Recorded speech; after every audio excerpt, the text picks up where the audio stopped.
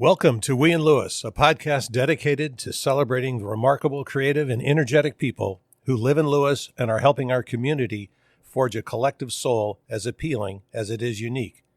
These are their stories and their words. They are the we in Lewis. I'm your host, Kevin McGinnis. Our guests today are a panel of respected men, all of whom achieved success in their individual careers.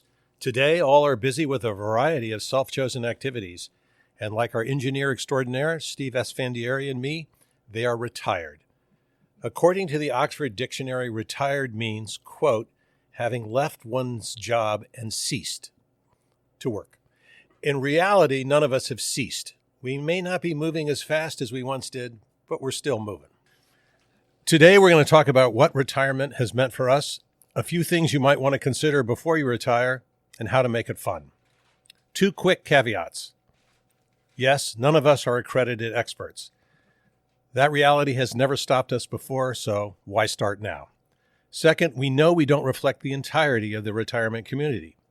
Depending on how well today goes, we may have similar discussions with others in the future. Okay, who's here today? Rob Rabatsky used to work at USAID with over 30 years of experience managing and implementing complex multicultural development projects in Africa, Asia, Eastern Europe, and Latin America. He's a cyclist, served on the crew of tall ships, and volunteers at Alternatives to Violence. Bill Hicks earned a master's in education and taught elementary school for nearly 30 years. Today, he's the manager of the Sussex Tavern at Historic Lewis, the new name for the Lewis Historical Society, and has been a mainstay there for the last decade. He's also one of the few older men in America who can pull off a Revolutionary War-style ponytail and not look, well, sad. Jay Donecker was/is a veterinarian with a long and respected career in both traditional animal care and clinical research, where he focused on developing new treatments for dogs, cats, horses, and cattle. He also was the mayor of Reidsville, North Carolina. Jay is relatively new to retirement, so it's not a total surprise he's the only one today who appears to be taking notes. And finally, Lewis's own mononym, Shook, a.k.a. Don't You Dare Call Me Dave, is the former head tennis coach at Lehigh University. A previous guest of the show and a serial volunteer, he followed the well-traveled route to becoming a D1 tennis coach by first playing football, then teaching himself how to play tennis, and then serving as a probation officer. Today's episode is brought to you by our friends at the Leanne Wilkinson Group of Berkshire Hathaway Home Services Penn Fed Realty.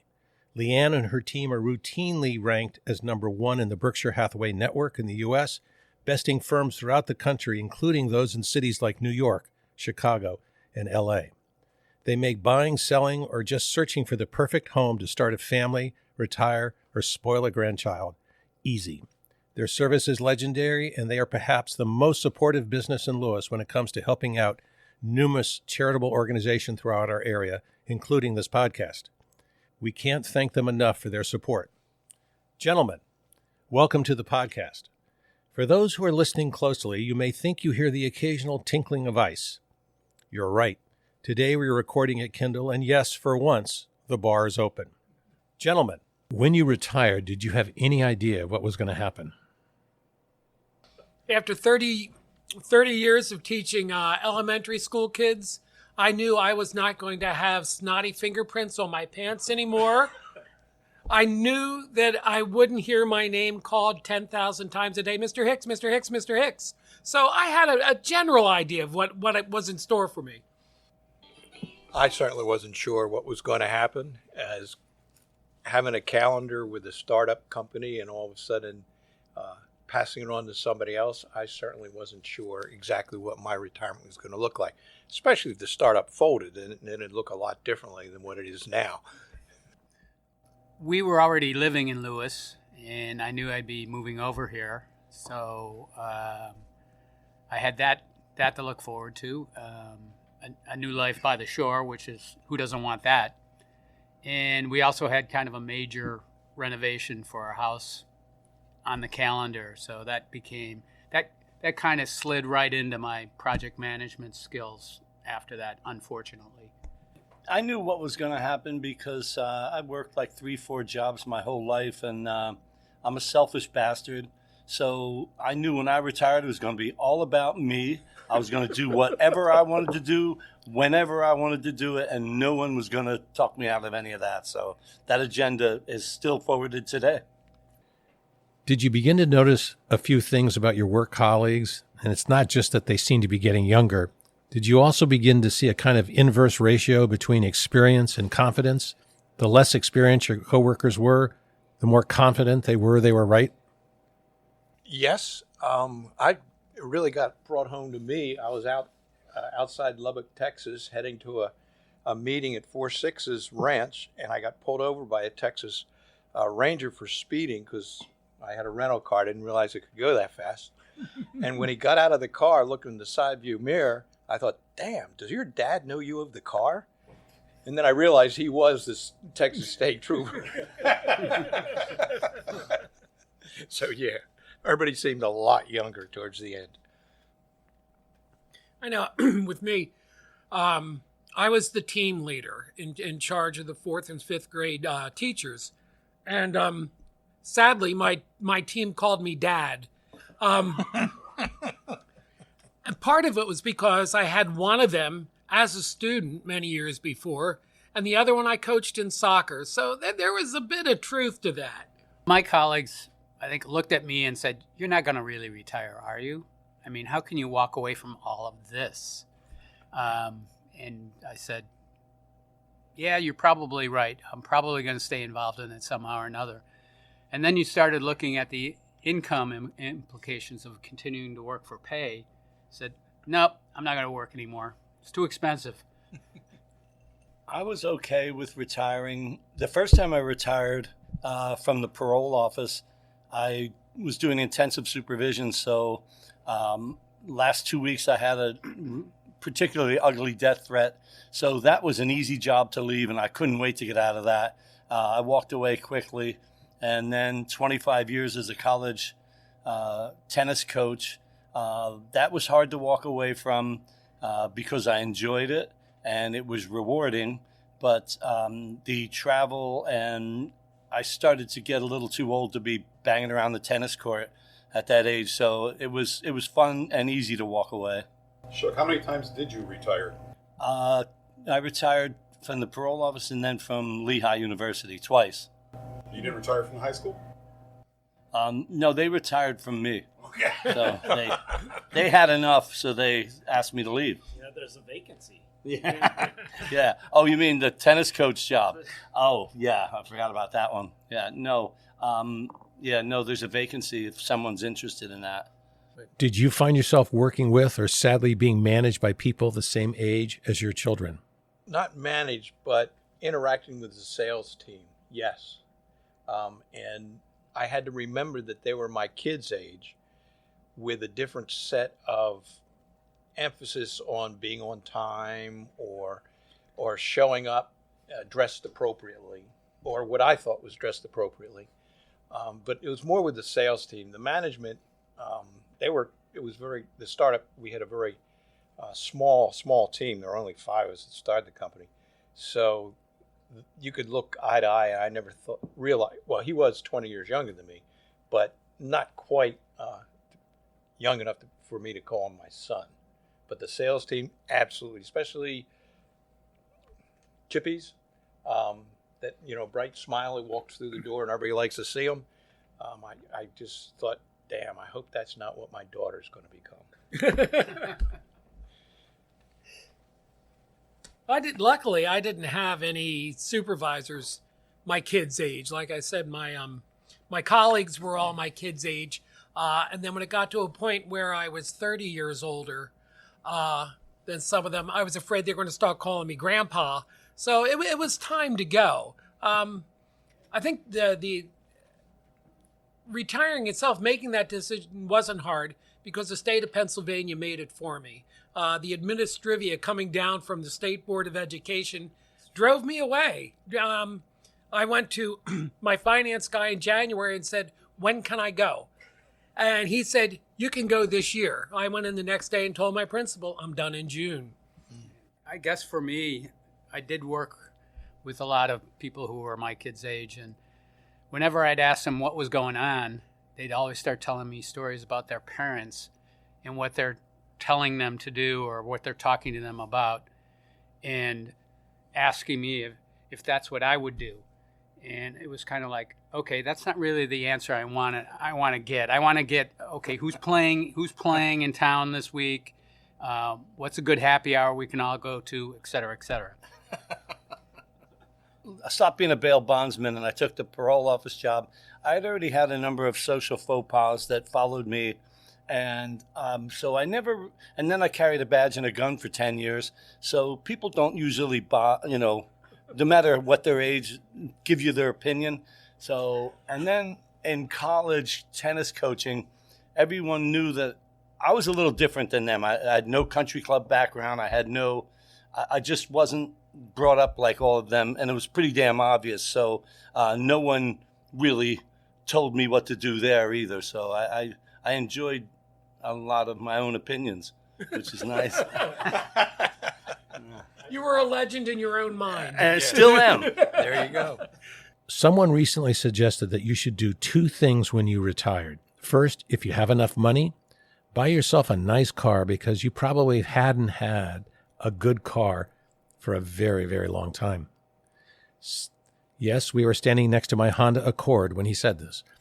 Or don't do anything for 8 months and give yourself time to adjust.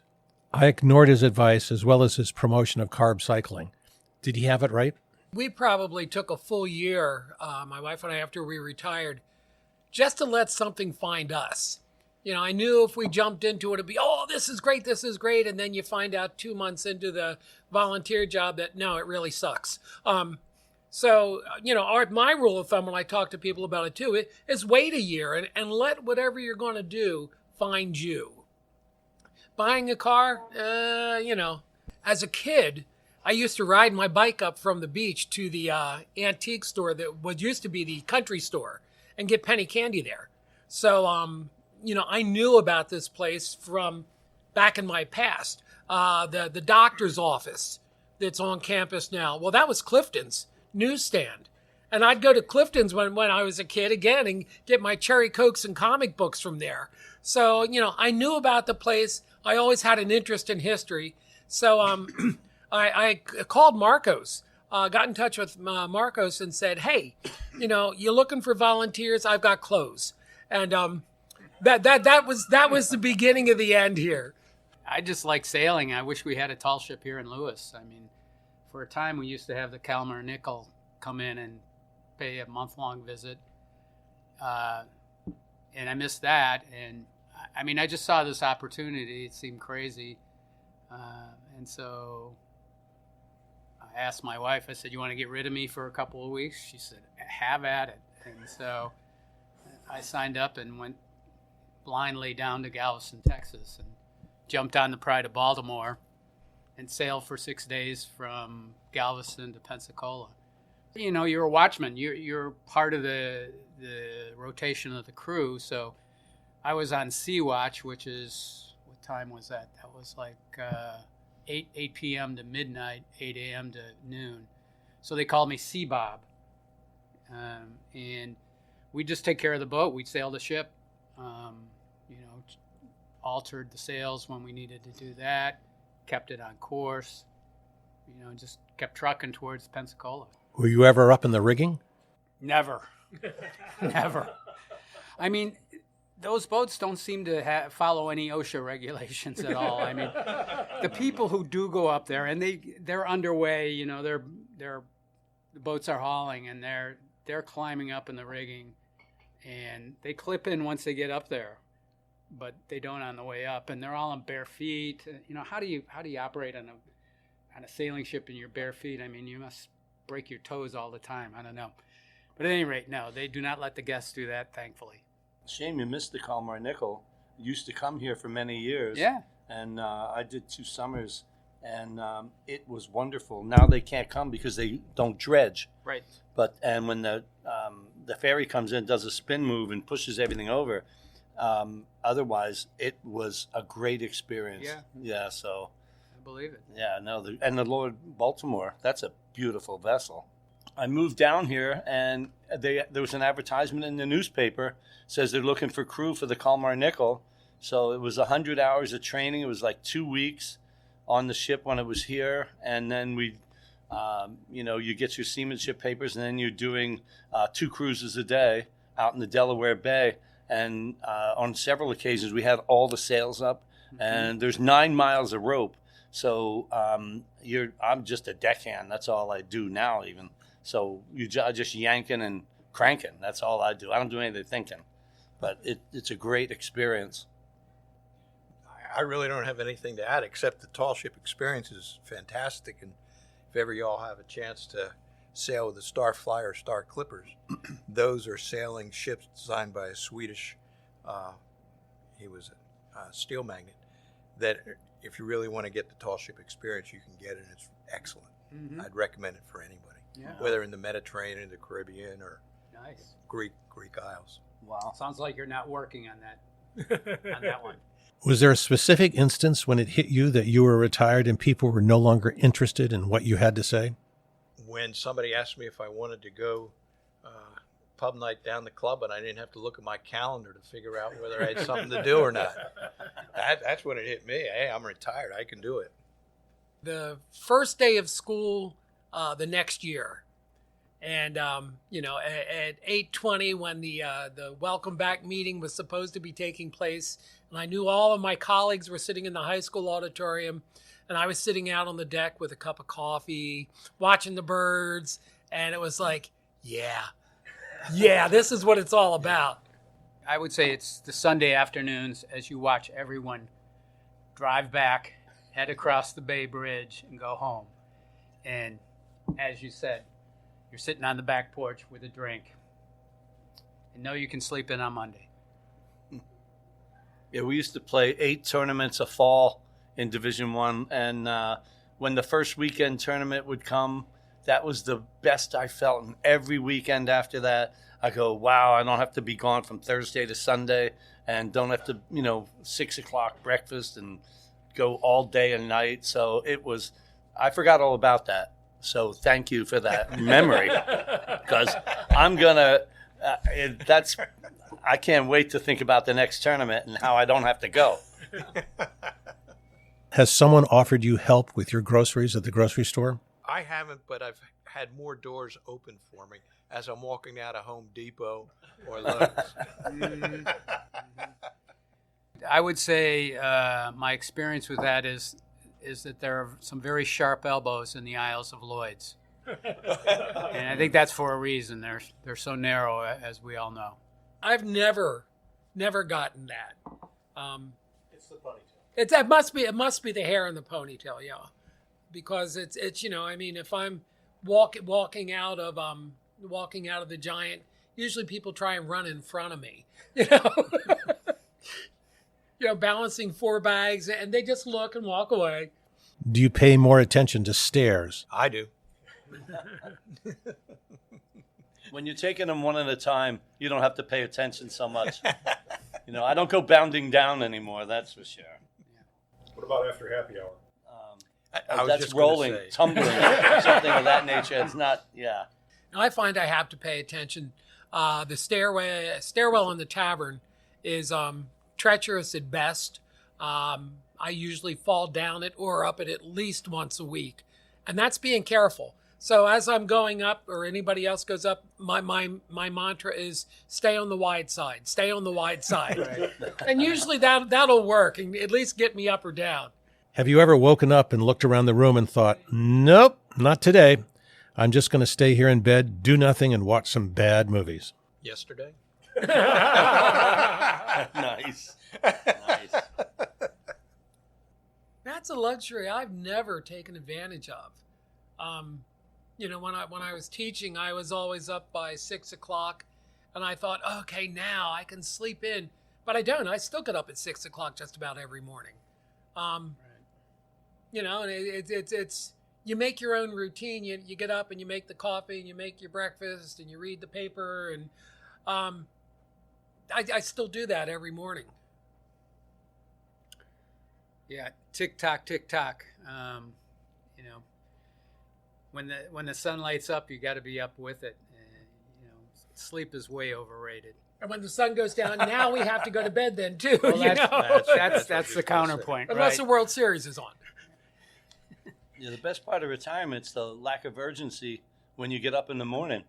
I mean, you get up when you want, and then your cup of coffee takes an hour, and then you slide into the day unless you have something, if you have to be at Kindle at noon.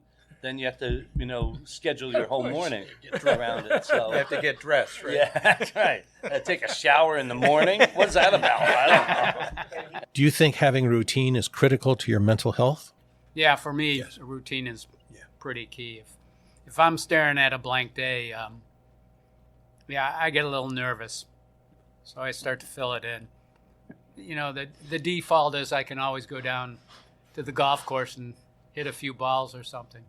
My days are full. I needed routine. So, when I first retired and we moved down here, my day was like Shook said, get up, slide into the day, take my camera, go out, take pictures of birds and wildlife, and, sit on the computer for a million hours. And, but then, it was like after 5 years, I needed more. I was really afraid of falling into this sitting on the couch all day and watching soap operas, and I couldn't do that. And so that's when I started volunteering with the society.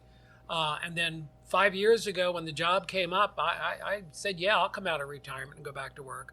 So with us at the Historical Society, October was a busy month. We had events every weekend, some during the week. And while it's energizing, it keeps you alive. My motto here is you got to keep moving, and so it keeps me moving. But now I find I get tired by the end of the week. I'm ready for a day off, and I might sleep until 7. What do you think people like us have to offer to our community? Intelligence, education, and knowledge. And when I taught college, that would be the first quiz when I took attendance the first day. And most of the kids think, well, I think if I was educated, I would be intelligent, or if I was but nobody ever picked knowledge. But then I wouldn't give them the answer, and then they'd be, hey, what's the answer? What's the answer? And I said, well, if the chemistry lab bursts into flames and smoke, who would you follow out, the PhD or the janitor? And obviously, the janitor knows how to get out. So knowledge, I think, is one of the things that we bring to the game that is like a lost art. Kids now, they don't need knowledge. They just look things up constantly. Whenever they don't know something, they look it up, and the first answer that comes up, they just take that one. And it's a shame because we've taken that one and found out it's a bad one, taken the next one, found out bad, and then we settle on what's the best one. But it's not done like that anymore, so... We sort of sit here. I mean, we've got 250 years of work experience, collective work experience here. And that is a lot of knowledge. That is a lot of learning, of knowing that you don't always want to get it right the second or third time. You've learned over the years, you get it right the first time. You learn that you need to invest heavily into your 401k right from the very beginning. I think that's when I'm, when Children. I see, yeah, exactly. That's right. The younger staff members at the Historical Society. That's what I tell them. I said, get into it now. You may not think you can afford it, but put as much as you can now, because in 40 years when you're done, you're going to need it. That's knowledge. That's knowledge. Yeah, there's also a lot of experience that I think at this point in our lives, we realize that things in the past that were either really terrible or really great, there's a softening to that. In other words, don't get wrapped around the axle about something that's happening right now, because a year from now you're going to look back on it and think, it really wasn't that bad, or the vice versa. And I just think, if anything, we could bring to the table that, let's not get so emotional about so many different subjects, and instead let's just try to get something done.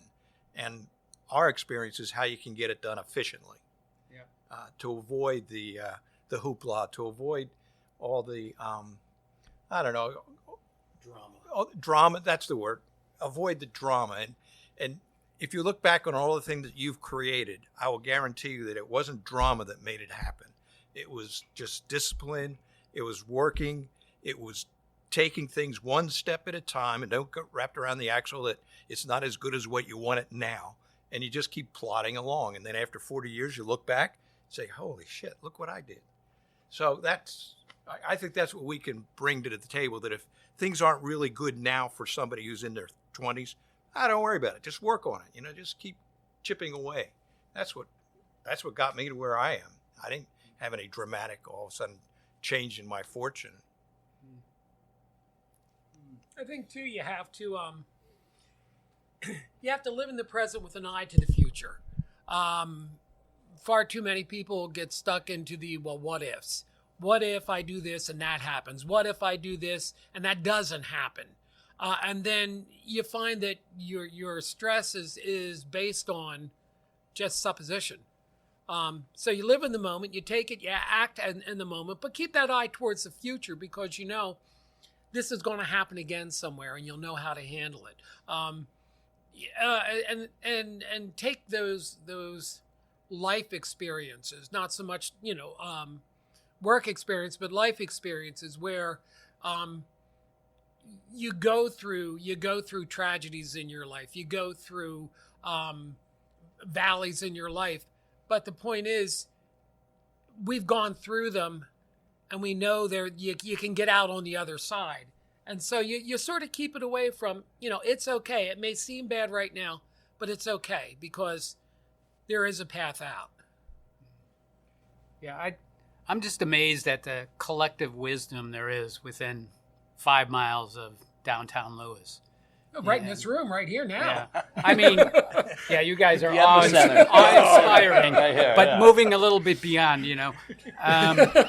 So if you're someone working on an issue or a problem or a challenge in the area, I think the biggest hurdle or challenge is to find the right people in the community who can contribute to helping with that. And I mean, I think I haven't talked to anybody here who's like, no, I'm not willing to jump in and help out.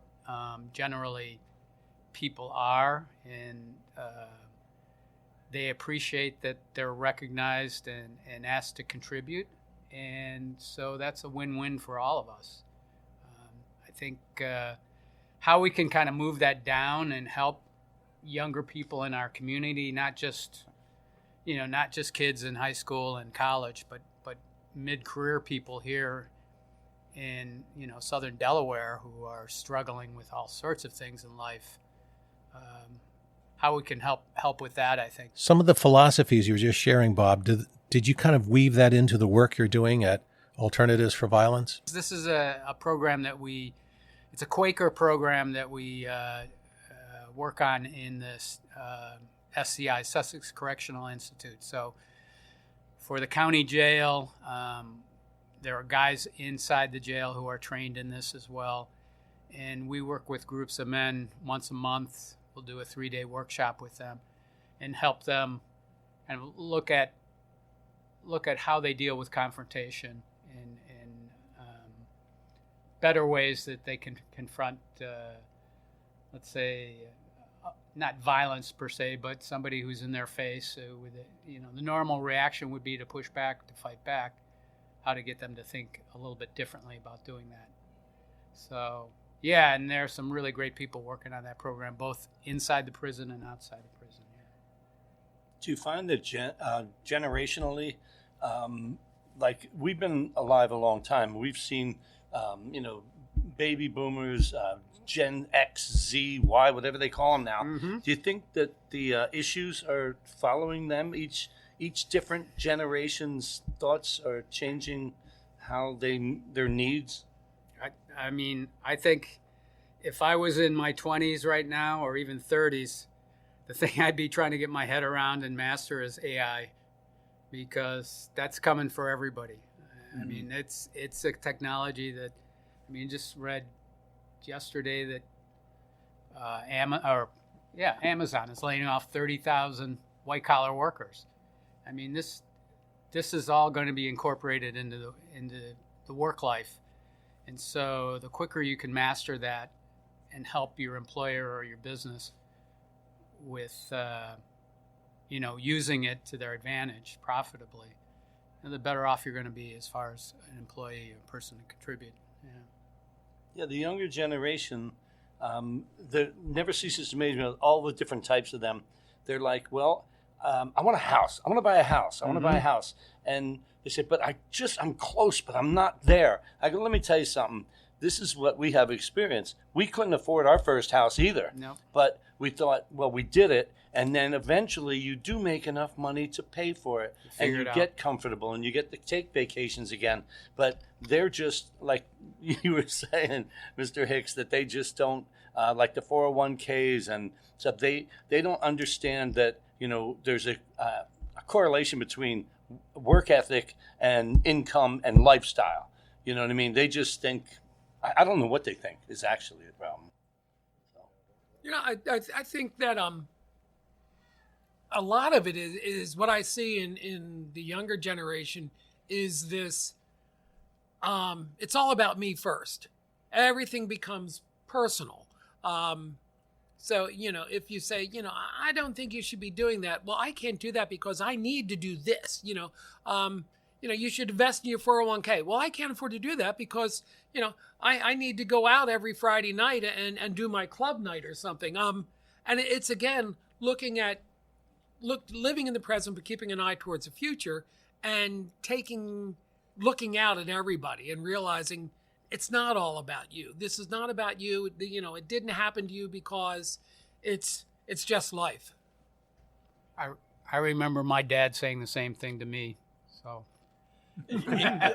Exactly right. I was going to say that we can always speak to the younger generation, what we just heard here, but there's a silent younger generation that is doing exactly what we did.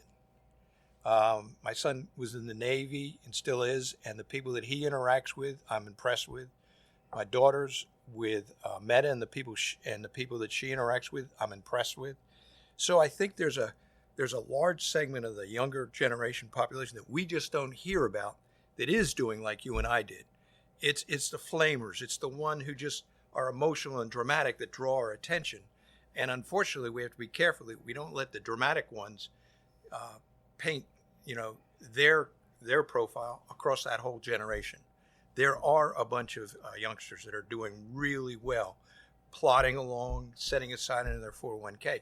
It's just that they're too busy with their head down working that we don't run into them. We don't hear them complaining about the situation.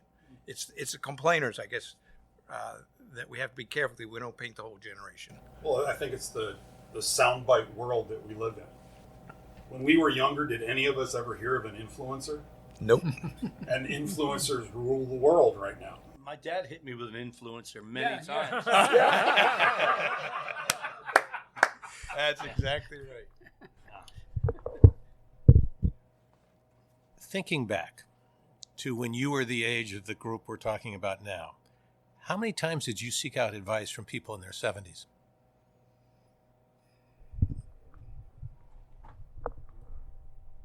My number's 0. Where are you all? I wouldn't say I sought it out, but it was delivered upon me, I would say. Yeah. From a grandfather that told me that when I graduated from high school, I had 10 years to figure out what I'm going to do, where I'm going to do it, and who I'm going to do it with. The whole mess, and he said the U.S. Army helped me get along the line. My father's the same way. And don't get worried that during your 20s, you're not accomplishing what you wish you could. Not till you hit about 28, 29, people are going to start saying, okay, kid, what are you going to be doing now? In your 20s, you can tell, oh, I was doing this and doing that. Oh, that's good, kid. That's good, kid. But by the time you're 28, it's like, you're an adult. Let's knock it out. And so having that advice made me less apprehensive or anxious about what was going on during that period. But that was visited on me. I didn't ask for it. Yeah, I wish I could remember my 20s. But again, the information, my grandfather was he was an influencer in my life. He lived down here in Lewis. and we would fish on the beach when I was a kid. And so we'd have, fishing conversations. And while it was just, an old man talking to me, I realized a lot of, later, a lot of what he was saying did have an impact. So yeah, my parents, not so much. But again, it's that next generation up, the older generation. They're the ones that they would speak, and it was just like, yeah, there's wisdom coming out here.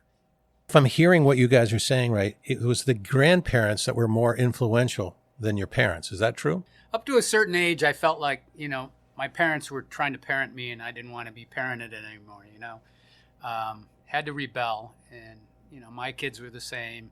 But I reached a certain age where, I could actually sit down and have a beer with my dad after a round of golf and just talk about stuff, and it became, he was well retired and happy, and, I was in the middle of my work life and frantic and just grateful to get a week off to play golf with my dad. And, it was a time where there was a lot more shared and a lot more taken in. I was born in the first week of 1952. Truman was president. So by the time I got to the 60s, we all had a firm commitment to don't trust anybody over 30, period. So I had this mindset for a long time. So anybody who was over 30 wanted your hair cut short. They wanted you to do this, and live this lifestyle. So I sort of blocked them all out. And then when I think about it, I was the only person in my family that graduated high school out of 5 people. So I didn't know a single person who went to college. There wasn't a single person in my life who went to college. So there was no one that ever pulled me aside. I could tell you some couple things my old man taught me, but they'd be too dirty and I couldn't share them with you here, honestly. Life lessons. Yeah. I would have to say about my folks, it wasn't what they said, it was more their example. And their example and how they treated each other and how they took care of we were 5 kids growing up, how they took care of us and how they were able to navigate the financial strain that it had. That to me had always been a teaching moment. But the verbal back and forth, that usually went in one ear, out the other. But the example stayed with me for my whole life. Shook, I know you don't like to share this, but you do quite a bit of giving back in your own right. I mean, you're down there every week washing clothes, correct? I do have to give back, exactly.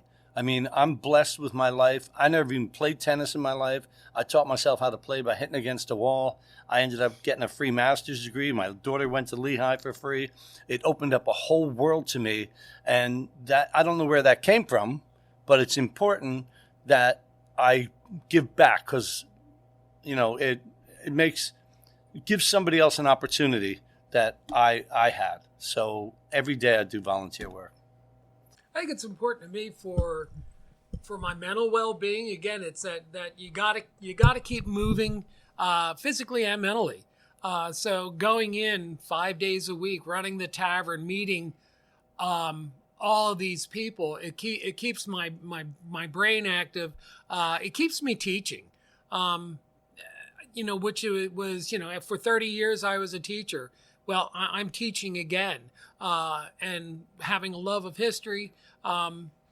It's not a job; it's an adventure, as they say. So it's vitally important to me to be here every day. Yeah. I mean, for me, it gives me a little bit of a challenge to do some of the work I do, and that kind of keeps me going and a little bit on edge, which is good. It's satisfying. I get a lot of self-satisfaction out of it. Giving people tours around the overfalls. You get to meet a lot of people. You hear a lot of stories, and it's a way to expand your social circle. I mean, most of us just moved in here, right? We're not from here, so how do we meet each other? We meet each other through the things we do, and that's really important in retirement. I mean, not to get isolated, but to kind of open up and network with people and hang out with people. Yeah, I think it's been a little bit important to me. More, there's a sense of duty that you have to kind of keep giving back to your community. And now that we're dialing back our activities, selecting different ones to put our energies in is still a sense of giving back and trying to make the place just a tiny little bit better than when you finally leave this God's green earth. What's the best thing about being retired? Not having to answer to anybody other than the one you're sleeping beside. Yeah, I think Medicare. Yeah, baby. Nice. I had Nice. That's what I was going I had 5 years where I was having to self-insure between when I retired and when I got onto Medicare, and that was $21,000 a year. So it was a good thing. It's the best thing. Not shaving. Did you have to shave for work? Well, I did. Oh, you didn't have to, though. No, but I did. But now in retirement, you feel as if you definitely don't have to. Because I don't have to. That's great. That's great. Take a day off every now That's and great. then. Yeah, that's great. I don't know. I think Mr. Hicks said it, and all these guys said it. You know, it's the lack of urgency and the fact that you can do what you want to do instead of what you have to do. Like when you have a job, you have to go to work, and you have responsibilities when you get there. But all of a sudden when you're retired, you pick and choose who you give your effort to, who you give your heart and soul to, and it's more rewarding than work ever was. So retirement is great like that. So it's great. I was really wondering if my wife tells me that the reason I can't sit down is because I worked 3 jobs my whole life. It was hectic. I was here, there, every day, someplace. And I still do that. And I don't have to do that anymore. I was wondering if you guys, and she says, but people who had one job and droned away at it, when they get retired, they just sort of sit down and they relax. And you can't. Do you guys see any of that? That's ADD, Dave. She said that too. Yeah, she said that too. Yeah. So I never, well, thank God I do, because I never had a decent job, so I had to work other jobs too, you know, so. I'm kind of with you, Shook. Sitting down is not relaxing.